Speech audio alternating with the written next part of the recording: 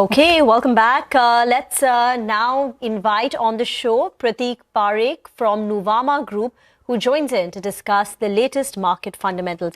Prateek, thank you very much for joining in. We were listening in to your, we were reading the strategy note that you've come out with for FY24. So just take us through the big crux. 23 was a great year, calendar year 23.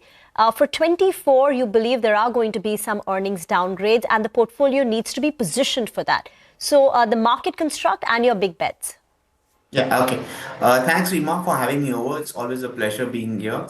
So I think if you look at generally for markets, right, what we describe in our report, market is a product of what we call as 4 Ps, which is your profits, policy rates, your politics, which determines your, overall terminal value, and finally, your portfolio flows. Now, 2023 was a great year for 2 or 3 factors. One, your profits really did very well. For FY24, we are on track to clock 20% plus profit growth for BSE 500 companies, despite a moderation top line. The simple reason is that companies got big benefits on the margins front because oil prices fell off, and banking sector credit cost remained very low of sorts per se. Now, as we go into 2024, on the profits part is where we see some concerns creeping in, simply because the top line is remaining still quite weak. Sectors where demand, which are weak demand headwinds, the headwinds are yet to go away. And some of the other sectors like banks, where top line so far was strong, we are going to see some moderation. This coupled with the fact that we are already at record high margins and supply side tailwind not being there, from here on, profit growth and top line growth will have to reconcile. This essentially means that the profits will moderate from 20% plus, to low double digits or even perhaps lower than that. So that is, I think, going to be one big pain point. What can cushion some of this impact is perhaps obviously policy rates, where people are betting on rate cuts. But I think over here as well, the catch is that today consensus is forecasting, 125 pips of rate cuts. Generally, such large rate cuts only come through in a recession. So essentially, consensus forecasting recession type rate cuts and a soft landing. It's quite unlikely we'll get both. If we do have a soft landing in US, I think then that should be relatively better for equities. Although you could have some rates repricing being done higher, causing near-term volatility. And finally, with regards to portfolio flows, I think FI flows will remain very critical. We have seen good FI inflows last year.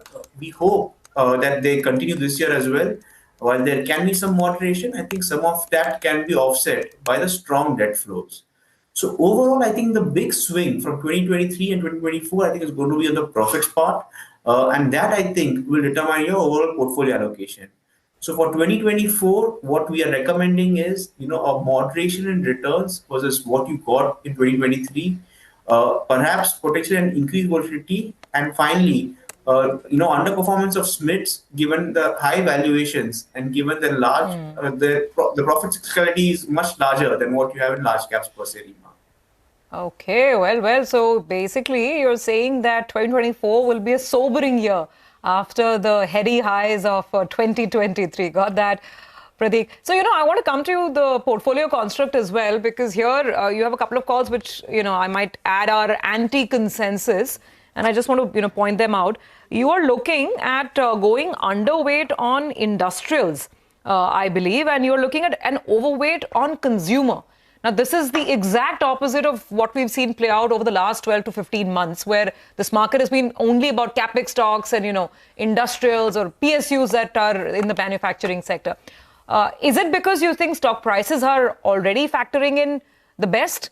Or is it because you think that earnings in reality will not catch up, maybe with the heightened expectations or these order book announcements that we've heard? Thanks, Surbi, for the question. I think, as you said, this is definitely an anti-consensus call that we have taken for the next year. The reasons are a couple of them. First is, if you look at it, last year we had very good government capex momentum, 30% plus. Not only that, we also had good, BSE 5 or large cap companies capex growth. I mean, if you look at the large cap companies capex growth, that was also north of 20%. The combination of these two, really led to orders book being very strong, execution being strong, and most importantly, margins for these companies have really done very well because a lot of these orders were booked when commodity prices are on the higher side. But now, as we go into next year, government capex is going to moderate. I mean, this is most likely because of very fiscal consolidation, but it will still remain quite strong. We expect it to grow above nominal GDP growth. But on the private capex part, I think that is where, while balance sheets are strong, the slowing top line growth may lead to moderation in the BSE funded capex universe. If you look at the bottoms up consensus forecast, they are forecasted to be flat. Now, in such a scenario, and also the fact of input price tailwinds going away, I think margins can come under pressure. This, accompanied by the fact that valuations for the sector have already run up quite a lot, I think clearly doesn't offer a lot of margin of safety. And generally, in phases when profits slow down, it's better to have a defensive bias forecast rather than a cyclical bias. And finally, one last point why we favor consumers versus industrials is if you look at valuations of FMCG companies and industrial companies, they have now converged. This happens very rarely. It happened in 2010, it happened in 2015, and it is happening now. This is generally a sign of late cycle phenomena. And in such a scenario, if profit cycle turns, clearly the risk reward is perhaps more favorable in FMCG, where a lot of growth downturn has already been, absorbed of sorts per se.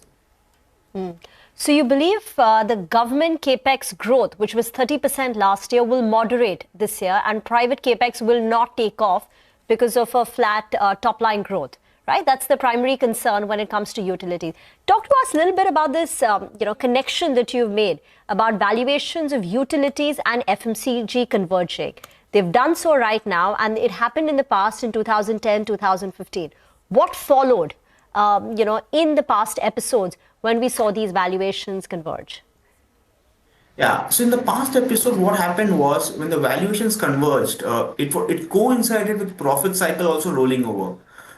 The combination of that, along with global equity shocks, for example, 2010, if you recall, in 2011 we had the big European debt crisis. In 2015 we had the whole China devaluation scare.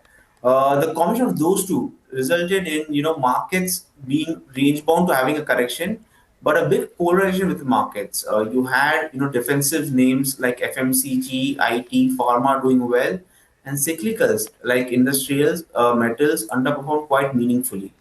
So while this time around balance sheets are better, and the profit variation should not be that large as you had in the past, but nonetheless, given the backdrop of moderating profits and global uncertainty still being there, I think it is better to have a more defensive bias, favoring consumers, which have underperformed both on the earnings as well as on the stock prices, as compared to cyclicals going ahead per se.